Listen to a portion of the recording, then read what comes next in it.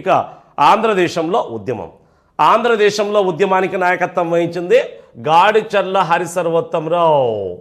గాడిచర్ల హరిసర్వోత్తమరావు భారతదేశంలో మరియు ఆంధ్రదేశంలో ఉద్యమానికి నాయకత్వం వహించిన అతివాదుల్లో ఆంధ్ర అతివాదిగా పిలువబడిన వ్యక్తి తిలక్. స్వదేశీ ఉద్యమానికి నాయకుడితనే మరియు ఆంధ్రదేశంలో ఈ ఉద్యమానికి కూడా నాయకుడితనే. ఏపీలో ఈ ఉద్యమ నాయకుడు, ఆంధ్రదేశంలో ఈ ఉద్యమ ముఖ్య నాయకుడు గాడిచర్ల హరిసర్వోత్తమరావు. గాడిచర్ల హరిసర్వోత్తమరావు.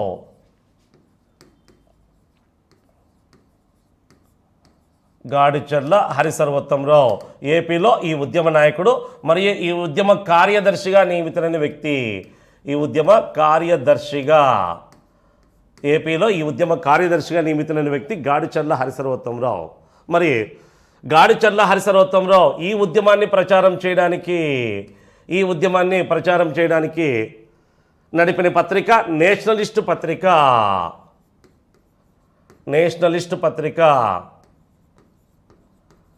నేషనలిస్ట్ అనే పత్రిక ద్వారా ఉద్యమాన్ని ప్రచారం చేసినట్టు తెలుస్తోంది.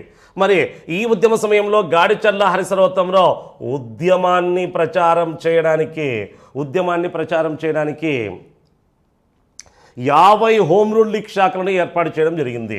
50 హోమ్ రూల్ లీగ్ శాఖ 52 ఏపీలో ఉద్యమాన్ని ప్రచారం చేయడానికి ఇతను దాదాపుగా 52 హోమ్ రూల్ లీగ్ శాఖలను ఏర్పాటు చేయడం జరిగింది. Balagangadhara Tilak 5 home rule league శాఖలను ఏర్పాటు చేశాడు ఉద్యమాన్ని నడపడానికి. అనిబిసెంట్ అత్యధికంగా 200 హోమ్ రూల్ లీగ్ శాఖలను ఏర్పాటు చేయగా ఆంధ్రదేశంలో ఉద్యమాన్ని ప్రచారం చేయడానికి గాడిచర్ల 52 హోమ్ రూల్ లీగ్ శాఖలను ఏర్పాటు చేశాడు. మరి ఈ ఉద్యమ సమయంలోనే ఈయన 3 శీర్షికలను కరపత్రాలలో ముద్రించి ప్రచారం చేశాడు.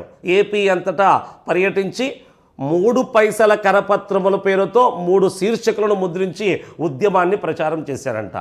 ఈ ఉద్యమాన్ని ఇతడు 3 పైసల కరపత్రముల పేరుతో 3 పైసల కరపత్రముల పేరుతో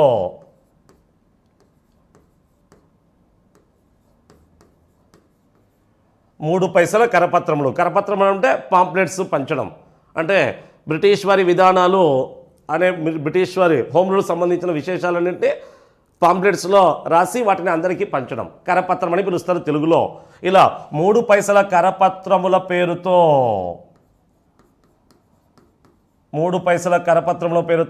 3 కరపత్రాలను 3 శీర్షికల పేరుతో ముద్రించాడు. 3 పైసల కరపత్రముల పేరుతో 3 కరపత్రాలను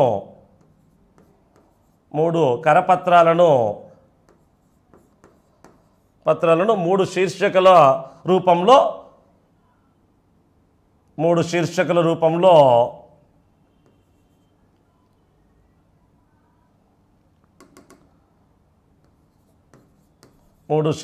రూపంలో విడుదల చేశాడు. 3 శీర్షికల రూపంలో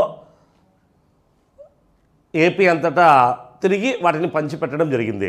ఆ 3 కరపత్రముల శీర్షికలో ఒకటి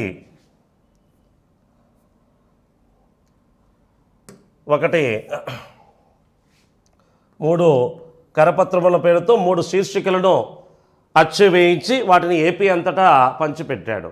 అందులో ఒకటి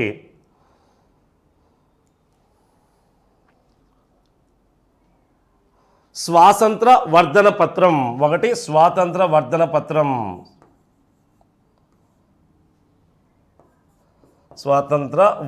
పత్రం. 2 స్వాతంత్ర వర్ధన పత్రం. మరొకటి స్వరాజ్య ఉద్దేశ కరపత్రం. స్వరాజ్య ఉద్దేశ కరపత్రం. మరొకటి స్వరాజ్యాన్ని కోరడానికి కారణాలు అనే మరొక కరపత్రం. స్వరాజ్యానికి కోరడానికి కారణం అనే మరొక కరపత్రం. స్వరాజ్యంను కోరడానికి కారణం అనే కరపత్రం. ఇలా 3 పైసల కరపత్రముల పేరుతో 3 శీర్షికలను 3 శీర్షికలను ముద్రించి ఆయన ఏపీ అంతటా తిరిగి ఉద్యమాన్ని ప్రచారం చేసినట్టు తెలుస్తుంది. బాలగంగాధర్ ఆంధ్ర తిలకగా పిలువబడిన గాడిచర్ల. మరి గాడిచర్ల ఈ ఉద్యమ సమయంలోనే సరోజినీ నాయుడు రచించిన అవేక్ మదర్ అనే గేయాన్ని తెలుగు భాషలో నూతన హైందవ మాతృగీతం పేరుతో అనువాదం చేసినట్టు తెలుస్తోంది. ఈ ఉద్యమ సమయంలో గాడిచర్ల సరోజినీ నాయుడు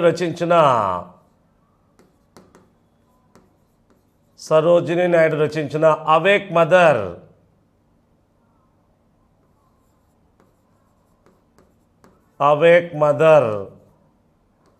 అనే గేయాన్ని ఆంగ్ల గేయాన్ని తెలుగు భాషలో తెలుగులో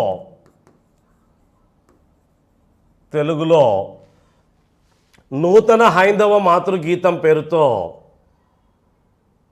నూతన హైందవ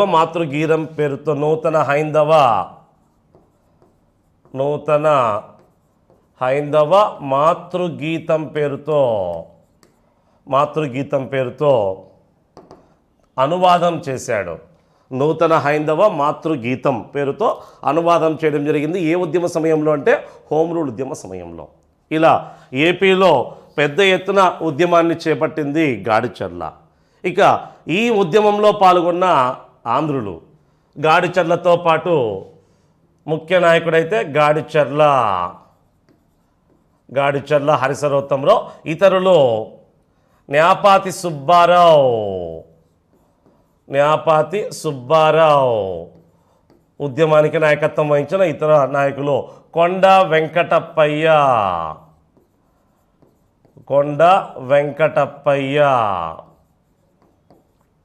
అదేవిధంగా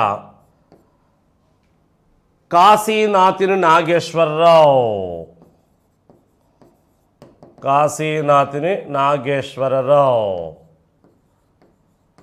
మరియు పట్టాభి సీతారామయ్య,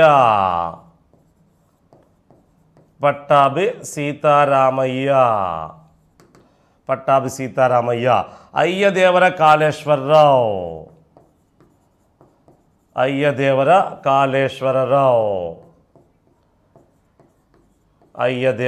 కాళేశ్వరరావు మొదలైన వారు. ఇంకా గొల్లపూడి సీతారామశాస్త్రి అని, ఉన్నవ లక్ష్మీనారాయణ అని ఇలాంటి వ్యక్తులు కూడా ఉద్యమాన్ని ప్రచారం చేశారు. ఉన్నవ లక్ష్మీనారాయణ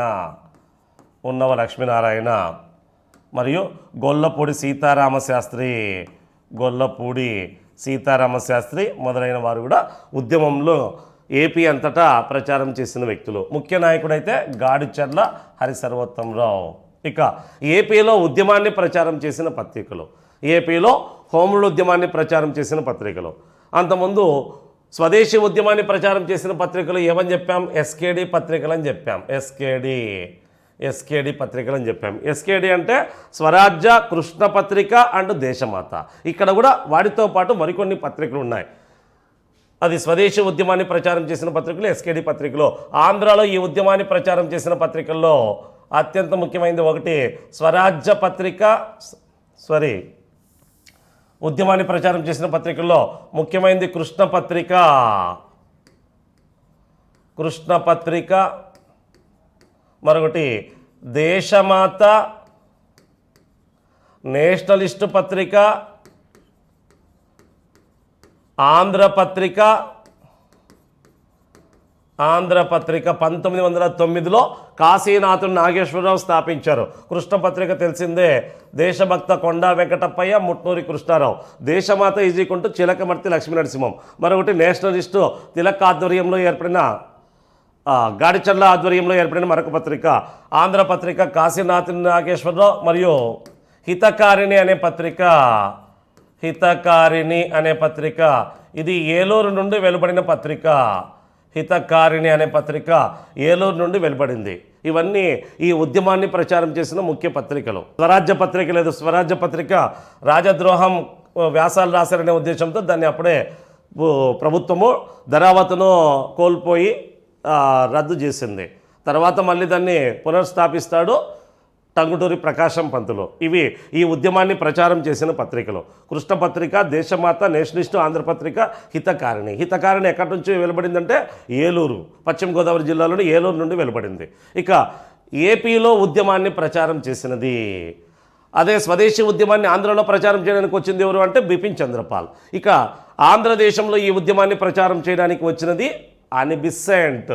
అనీ బెసెంట్ దక్షిణ భారతదేశంలో నాయకత్వం వహించి ఆంధ్రాలో ఉద్యమాన్ని ప్రచారం చేయడానికి వచ్చింది. ఆంధ్రాలో ఉద్యమానికి నాయకుడు ఎవరు? గాడిచర్ల హరిసర్వోత్తమరావు. ఈ ఉద్యమాన్ని ఆంధ్రలో ప్రచారం చేయడానికి వచ్చింది అనీ బెసెంట్. ఈమె 1916లో ఆంధ్రాలో ఉద్యమాన్ని ప్రచారం చేయడానికి పర్యటించింది. 1916లో ఈ ఉద్యమాన్ని ప్రచారం చేయడానికి పర్యటించింది. 1916 మే నెలలో పర్యటించి అనేక పట్టణాల్లో ఉద్యమ భావాలను ప్రచారం చేసింది. మరి అనీ బెసెంట్ ఈ ఉద్యమాన్ని తూర్పుగోదావరి జిల్లాలోని కాకినాడ,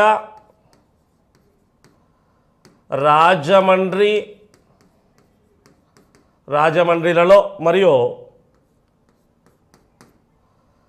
చిత్తూరు, తిరుపతి,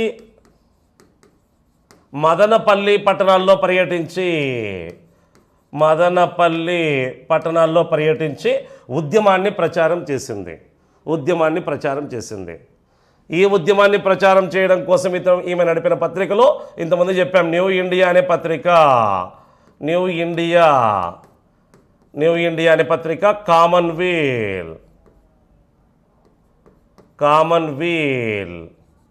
కామన్వీల్. అంతేకాకుండా ఈ ఉద్యమాన్ని ప్రచారం చేయడానికి ఈమె ఏర్పాటు చేసిన సంస్థలు ఒకటి young men's Indian association, young men's Indian association,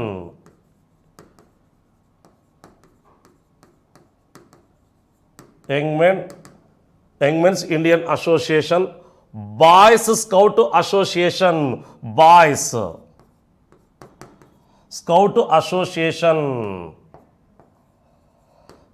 scout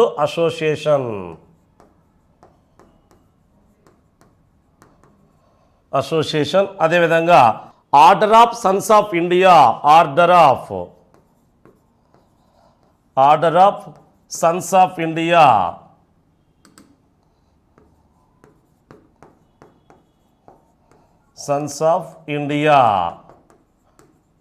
అనే సంస్థలను స్థాపించి ఉద్యమాన్ని ప్రచారం చేసింది. మరి ఈ ఉద్యమ సమయంలో ఈమె చిత్తూరు సభలో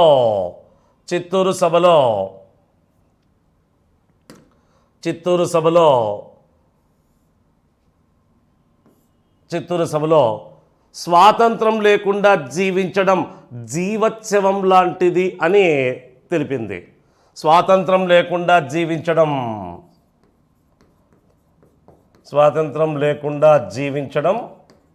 జీవోత్సవం లాంటిది అని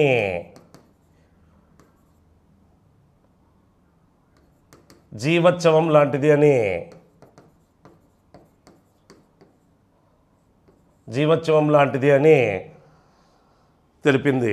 స్వాతంత్రం లేకుండా జీవించడం అంటే మరణించిన దానితో సమానము అని చిత్తూరు, తిరుపతి ప్రసంగాలలో ఆమె ప్రసంగించినట్టు తెలుస్తోంది. ఇక మదనపల్లి, ఈ ఉద్యమాన్ని ప్రచారం చేయడానికి వచ్చిన సమయంలో ఈమె మదనపల్లిలో ఒక విద్యాలయాన్ని కూడా ఏర్పాటు చేసింది. మదనపల్లిలో విద్యాలయం, అదే బీటీ కాలేజ్. ఈ ఉద్యమ సమయంలో అనీ బెసెంట్ ఆంధ్రదేశంలో పర్యటించి 1916 మే నెలలో స్థాపించిన విద్యాలయమే బీసెంట్ థియోసాఫికల్ కళాశాల. బీటీ అంటే బీసెంట్, టీ అంటే థియోసాఫికల్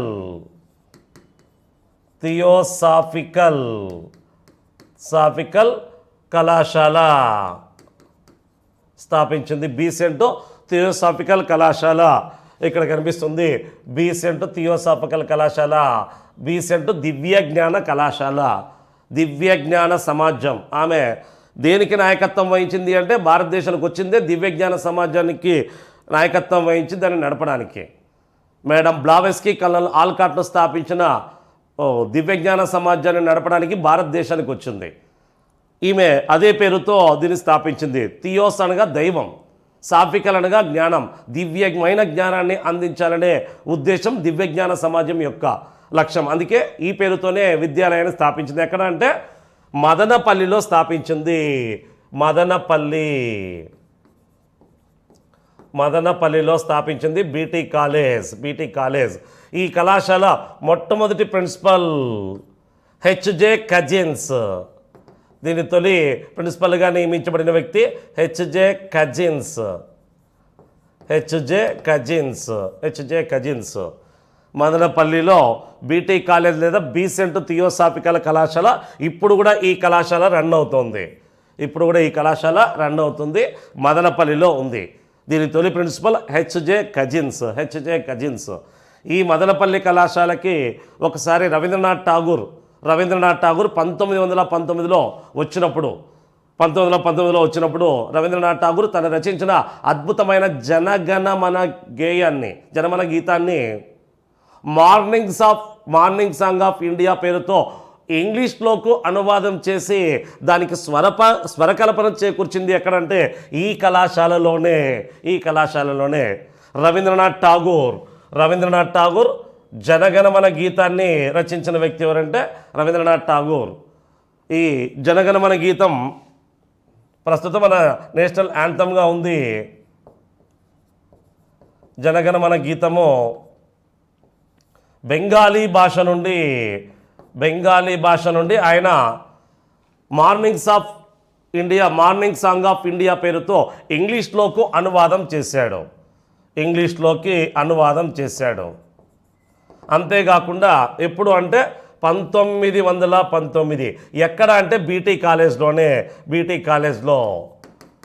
1919 ఫిబ్రవరిలో బీటీ కాలేజ్కి వచ్చినప్పుడు హెచ్జే కజిన్స్ విన్నపం మేరకు, అప్పటి ప్రిన్సిపల్ హెచ్జే కజిన్స్ విన్నపం మేరకు అతను మార్నింగ్ సాంగ్ ఆఫ్ ఇండియా పేరుతో ఇంగ్లీష్లో ట్రాన్స్లేట్ చేసి దానికి స్వరకల్పన అంటే మ్యూజిక్ని కంపోజ్ చేసింది కూడా మన ఆంధ్రప్రదేశ్లోనే, చిత్తూరు జిల్లాలోని మదనపల్లిలో ఇది గుర్తుంచుకోండి, కొంత ఇంపార్టెంట్ కూడా. ఈ కళాశాల ఇప్పటికి కూడా రన్ అవుతుంది. ఈ విధంగా అనిబిసెంటో ఈ ఉద్యమాన్ని ఆంధ్రదేశంలో గాడిచర్ల నాయకుడైతే ఉద్యమాన్ని ప్రచారం చేయడానికి వచ్చిన మహిళ. పెద్ద ఎత్తున హోమ్ రూల్ ఉద్యమం ఆంధ్రదేశంలో కొనసాగింది. ఇక అనిబిసెంట్ యొక్క దత్త కుమారుడు కొంత గుర్తించుకోండి, జిడ్డు కృష్ణమూర్తి. అనిబిసెంట్ యొక్క దత్త కుమారుడు జిడ్డు కృష్ణమూర్తి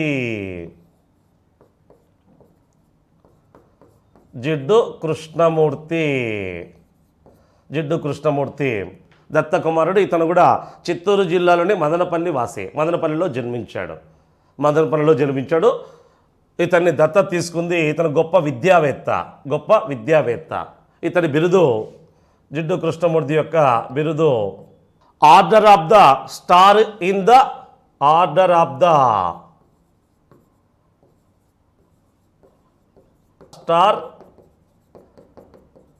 ద ఇండియా అనేది ఇతని బిరుదు. ఇతని రచన 16 ఏళ్ల వయసులో అద్భుతమైన ఒక గ్రంథాన్ని రచించాడు. ఇతని రచన at the feet of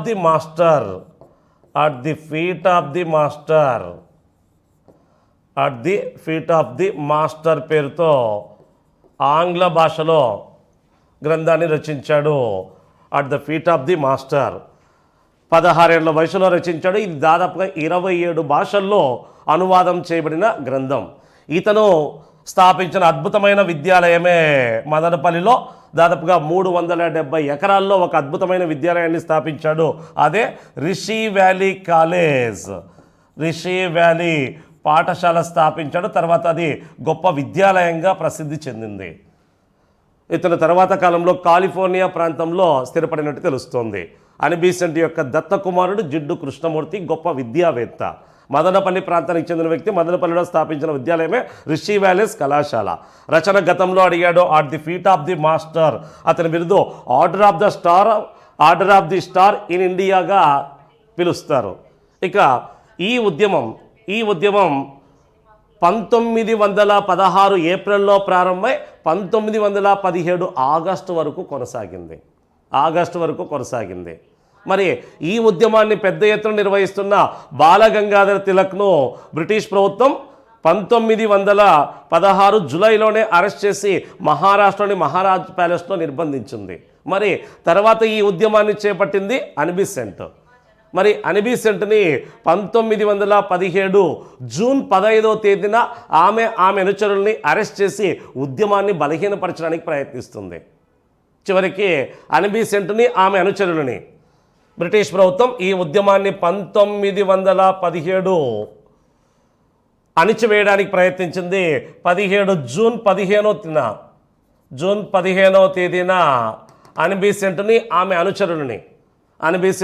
అనుచరులైన BP Wadia, George Arundale, CP Ramaswami Iyer లాంటి అనేక మందిని అరెస్ట్ చేసి ఊటీలో నిర్బంధించింది. ఊటీలో గృహ నిర్బంధం చేసింది. అతన్ని మహారాష్ట్రలోని మహారాజ్ ప్యాలెస్లో నిర్బంధిస్తే అనిబిసెంట్ని ఆమె అనుచరుల్ని ఊటీలో గృహ నిర్బంధం చేయడం జరిగింది. అప్పటికే సైనిక చట్టాలు, మొదటి ప్రపంచ యుద్ధంలో సైనిక చట్టాలు అమలులోకి వచ్చాయి. సైనిక చట్టాలకు చాలా పవర్స్ ఉంటాయి. సైనిక చట్టాలకు అనుగుణంగా ఎవరినైనా అరెస్ట్ చేస్తే వాళ్ళని విచారించకుండా ఎంతకాలమైనా నిర్బంధించవచ్చు. ఆ బేస్తోనే తిలక్ని మరియు అనిబిసెంట్ ఆమె అనుచరుల్ని అరెస్ట్ చేసి ఊటీలో నిర్బంధించారు. దీంతో ఉద్యమం బలహీనపడుతుంది అనుకున్నారు. అంతేకాకుండా ఈ ఉద్యమాన్ని బలహీనపరచడానికి బ్రిటిష్ ప్రభుత్వం జస్టిస్ పార్టీ వారిని ప్రోత్సహించింది. మద్రాస్ రాష్ట్రంలో, ఆంధ్ర ప్రాంతంలో జస్టిస్ వారిని ప్రోత్సహించింది. జస్టిస్ పార్టీ భారతదేశంలో బ్రాహ్మణ వ్యతిరేక పార్టీ.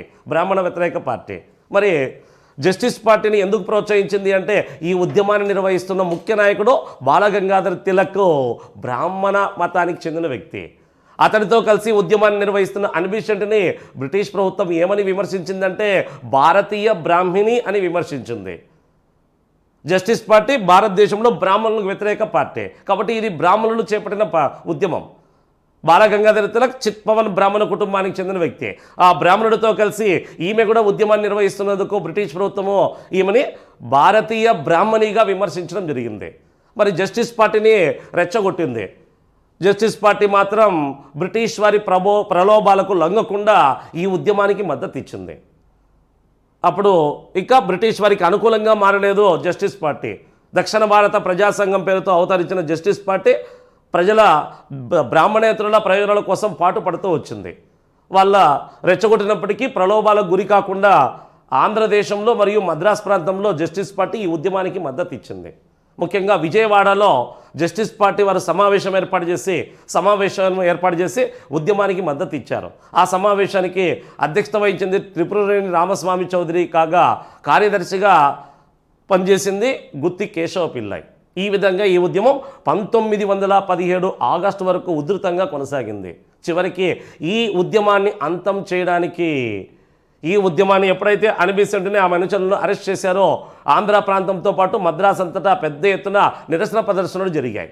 జూన్ 15వ తేదీన ఆమె అరెస్ట్ చేసిన జూన్ 15వ తేదీని నిరసన దినంగా ఆంధ్ర మద్రాస్ ప్రాంతాల్లో పాటించారు. చివరికి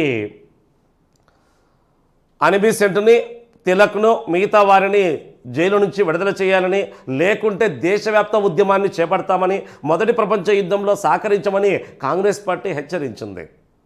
అనిబిసెంట్ని ఆమె అనుచరుల్ని విడుదల చేయాలని, భారతదేశంలో వెంటనే స్వపరిపాలన ప్రవేశపెట్టాలని, లేకుంటే ఈ ఉద్యమాన్ని కాంగ్రెస్ పార్టీ కూడా ఇంకా దేశవ్యాప్తంగా ఉధృతం చేస్తుందని, మొదటి ప్రపంచ యుద్ధంలో సహకరించదని హెచ్చరించింది. ఇలాంటి సమయంలో బ్రిటిష్ ప్రభుత్వం కూడా ఆలోచించి ఇక మొదటి ప్రపంచ యుద్ధంలో భారతీయుల సహకారం లేకుంటే కష్టమని భావించిన బ్రిటిష్ ప్రభుత్వం తలొగ్గి ఆఖరికి ఈ ఉద్యమాన్ని అంతం చేయడానికి 1917 ఆగస్టు 20వ తేదీన ఒక ప్రకటన చేసింది. ఆ ప్రకటన చేసిన అప్పటి రాజ్య కార్యదర్శి మాంటేంగ్ అప్పటి బ్రిటిష్ వైస్రాయ్ ఎవరని చెప్పాం? చేమ్స్ఫర్డ్. మరి ఈ ఉద్యమాన్ని అంతం చేయడానికి నాటి బ్రిటిష్ భారత రాజ్య కార్యదర్శి అయిన మాంటెంగ్ ఒక ప్రకటన చేశాడు. ఎప్పుడు? ఆగస్టు 20వ తేదీన. దీన్నే ఏమని పిలుస్తారంటే మాంటెంగ్ ప్రకటన లేదా ఆగస్టు ప్రకటన అని పిలుస్తారు. ఈ ప్రకటనతో అనిబిసెంట్ మరియు బాలగంగాధర తిలకులు ఉద్యమం నిలిపివేయడానికి అంగీకరించారు. మాంటెంగ్ ప్రకటనతో ఉద్యమం ఆగిపోయింది. మరి మాంటెంగ్ ప్రకటనలో ఏముంది, మాంటెంగ్ ప్రకటన వల్ల ఎందుకు ఉద్యమాన్ని నిలిపివేశారు వంటి అంశాలు చూద్దాం.